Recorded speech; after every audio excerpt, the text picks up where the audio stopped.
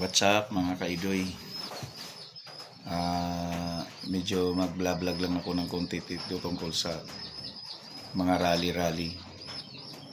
May mga rally tungkol sa mga tunay na mga rallyista na may impact talaga at parang kinatakutan talaga ng mga politiko itong rally ng mga sinasabi nilang militante. Sinasabi nilang magulo mag-rally. May rally naman na katulad itong rally ng Iglesia ni Cristo. Wala namang impact. Parang ano lang sila, papansin. Rally, kahit ilang milyon pa sila na mag-rally. Walang impact sa mga politiko yan kasi alam ng mga politiko na sila ay kakampi ng mga politiko. Kasi dapat ang rally, wala dapat karapatan na sumali at magsalita ang isang politiko kasi sila ang inaakusahan. Nakasuhan man sila o hindi, kasama sila sa mga dapat imbestigahan dahil pare-pareho lang yan sila eh. Nagrally ang Iglesia ni Cristo, walang impact. Wala, parang hindi sila kinatakutan kahit ilang milyon pa sila dyan pumunta sa EDSA. Walang kwentang rally. Dapat wag na kayo makialam. Wag na kayo manghimasok. Wag nyo nang sirain. Rally nyo, walang bantay na pulis. Kasi alam nila hindi kayo banta eh. Walang bantay na pulis. Wala. Ano, payapa? Saan ka nakakita ang rally payapa? Kasi alam nilang hindi kayo banta. Rally nyo, papansin lang. Para lang sabihin na nagrarally kayo na matiwasay, mapayapa. Paano kayo katatakutan ng mga politiko kung marali? Pupunta lang kayo sa kalsada, tutunganga lang kayo, wala naman kayong ginagawa. Kayo naman ang nag-upo dyan sa mga politikong yan dahil mahilig kayong makialam na kahit hindi naman inutos ng Biblia na makialam kayo sa politika, manahimik na lang kayo. Yung kasalanan nila, pasanin na ninyo kasi kasalanan nyo na rin yan. Kasi kayo ang nag-upo dyan ng mga Iglesia ni Cristo. Pero hindi ako naniniwala na yung hindi kayo sumasablay sa pagpili ng politiko na susuportahan nyo. Sa tagal ko nang nabubuhay sa mundo, nakita ko na yung mga diskarte nyo. Ang ginagawa nyo, bago kayo susuporta, 2 linggo na lang bago mag-eleksyon, inaalam nyo muna kung sino ang malakas. Kung sino ang malakas na politiko, yan ang susuportahan nyo. Kaya hindi kayo nagkakamali. Subukan nyo nga sumuporta sa mahina, yung pinakakulilat na politiko, kundi kayo magkamali. Noong panahon ni Irap at saka ni Gloria, naglaban sila. Sabi ko, ang susuportahan nitong Iglesia ni Cristo si Irap. Nung nakita ninyo na malakas si Irap, sinuportahan nyo si Irap. Sinuportahan nyo si Joseph Estrada. Nung na-impeach si Joseph Estrada, nasaan kayo? Sinuportahan nyo ba? Dahil hindi naman talaga mula sa puso ang pagsuportahan nyo. Mahirap na lang magbanggit. Di ko alam kung mayroong pera-pera dyan. Pero alam naman, thank you lang yan. Sabagay, dito sa amin, mayroon isang subdivision dito na puro Iglesia ni Cristo lang ang nakatira. Nakapagpatayo pa kayo ng malaking simbahan. Napakalakas nyo talaga sa gobyerno. Napakalakas nyo sa pamahalaan. Kasi sa gawa nyong pagsusuporta sa mga politiko. Di katulad namin na pinipili na hindi kami sumusuporta. Kung sinong nasa puso namin, sinusunod namin. Kung sino ang tama at karapat-dapat. Kaya napakalakas nyo. Pero sinisiguro ko sa iyo, mahina kayo sa Diyos. Dahil ang pagsali sa politika, hindi yan gawain na maka-Diyos. Alam nyo na ang politika ay gawain ng mga demonyo yan. Ba't kayo sumasali dyan? Ang mahirap kasi sa inyo, 1 linggo, 2 linggo na lang bago mag-eleksyon, inaalam nyo muna ang malakas na politiko bago kayo sumuporta. Bago nyo iahayag ang susuportahan nyo. Katulad ni Bongbong Marcos.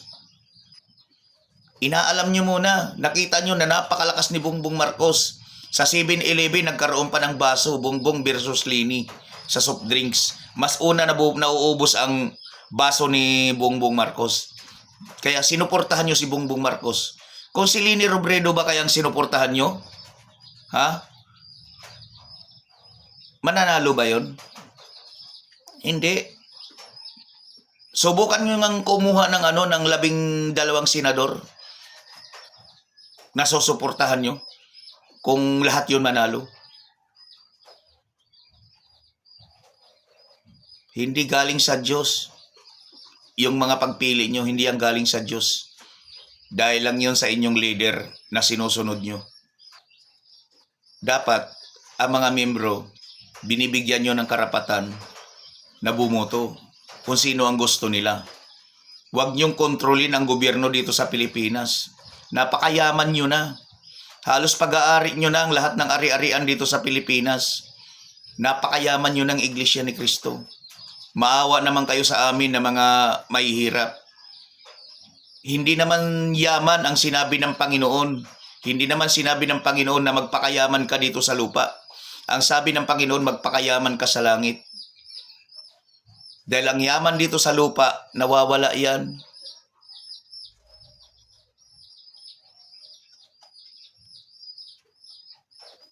Aywan ko sa inyo, sa totoo lang, ngayon, sumasali kayo sa rally. Wala namang impact yung rally nyo. Kahit 10 milyon pa kayo dyan. Sige nga, maniniwala lang ako sa inyo kung dahil sa rally nyo, mapakulong lahat yung mga naakusahan.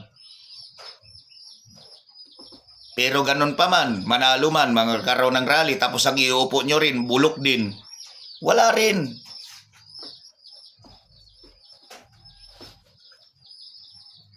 Kaya kuha ko sa inyo, Iglesia ni Cristo, baguhin nyo na yung inyong mga patakaran.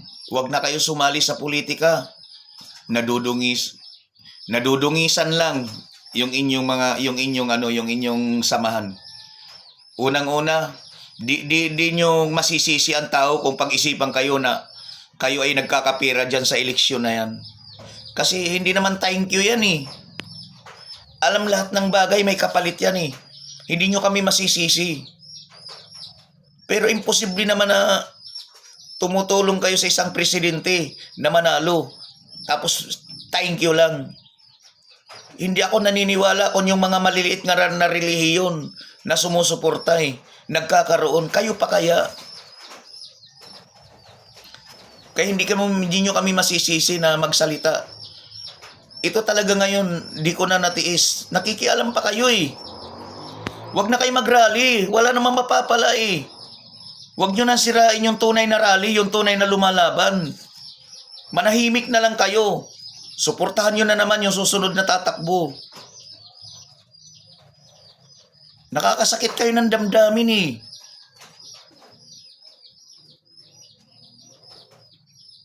Huwag na kayong makialam. Kaya wala naman kayong pakialam. Mayaman na kayo. Hayaan nyo yung mga tao na nakukulong dahil sa pagkikipaglaban, kinakasuhan.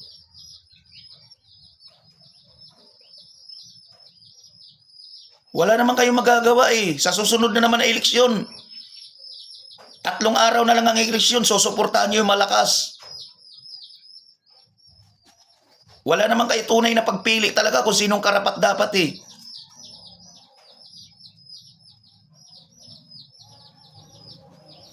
Wala akong personal na galit sa inyo, Iglesia ni Cristo. Ang gusto ko lang, hindi ako dating daan. Pero kung sa inyo man lang at sa dating daan, papasok pa ako sa dating daan. Hindi ako dating daan. Kasi nakikialam kayo sa politika o tingnan mo ngayon. Ano nangyari? Manahimik na lang kayo. Gumawa na lang kayo ng gawaing maka-Diyos. Kung talagang totoo kayong maka-Diyos. Huwag na kayo mag-rally-rally.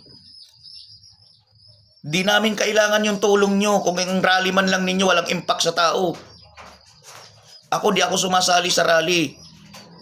Busy ako sa hanap buhay ko dahil may mga anak ako. Pero kung mayroon ako pagkakataon, sasali ako, sasama ako.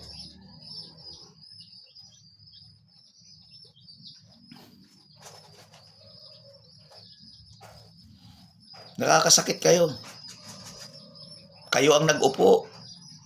Rarally-rally kayo. Tapos Rally nyo, may mga magsasalitang mga politiko. Anong klaseng rally yan? Rallying pulpol?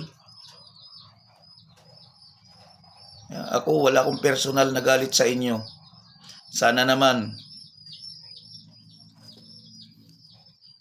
huwag na kayo makialam sa politika. Sa susunod naman na eleksyon, sige nga, challenge ko kayo. Kung talagang totoo kayo sa Diyos, maniniwala ako sa inyo. Sa susunod na eleksyon, kung 3 ang maglaban na presidente, doon maniniwala ako sa inyo na totoong ang Iglesia ni Cristo ay tagapagligtas. Kapag ang pinakamahinang tumatakbo doon, yun ang sinuportahan nyo at nanalo, ibig sabihin, totoo kayo. Pero kung ang susuportahan nyo ay malakas, siguradong mananalo yun. Malakas na, sinuportahan nyo pa, milyon na kayo, talagang mananalo yun.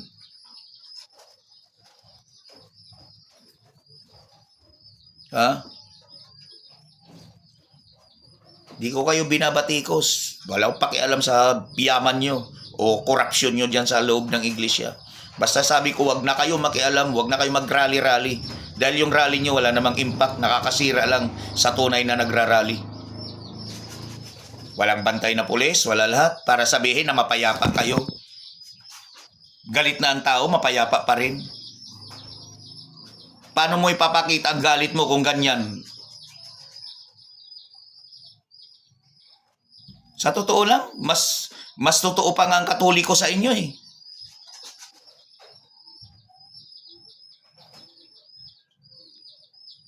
Ang Katoliko, hinahayaan nila yung mga membro nila piliin ang gusto. Kung tutuusin, mas marami sa inyo yan. Wala pa kayong 1/4 sa Katoliko.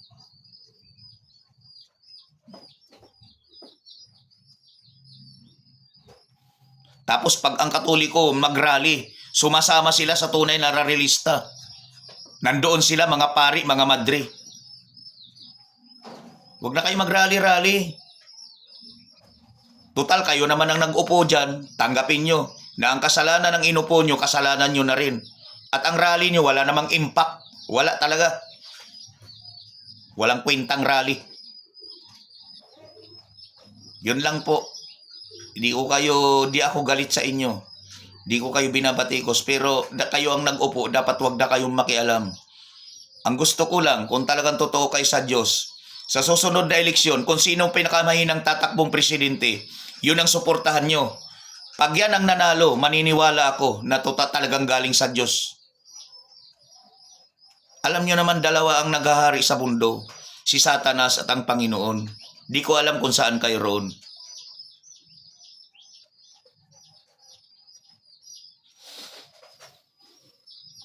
Pwede ba sa susunod na taon? Huwag naman yung pinakamalakas ang pipiliin nyo. Yung mahina naman na tumatakbo, baka yun pa yung magligtas sa atin sa kahirapan. Yung pinakamahina, yung pinakakulilat. Tingnan ko lang kung manalo yan pag sinuportahan nyo. Ang kaso, malakas na nga sa Serbi, malakas na yung pag sinusuportahan nyo, talaga hindi nga kayo magkakamali, mananalo yun. I-milyon kayong madadagdag eh.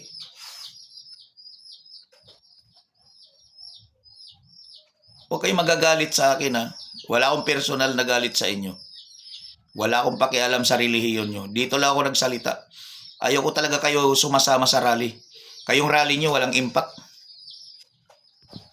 Parang rallying panggugulo lang sa tunay na nakikipaglaban.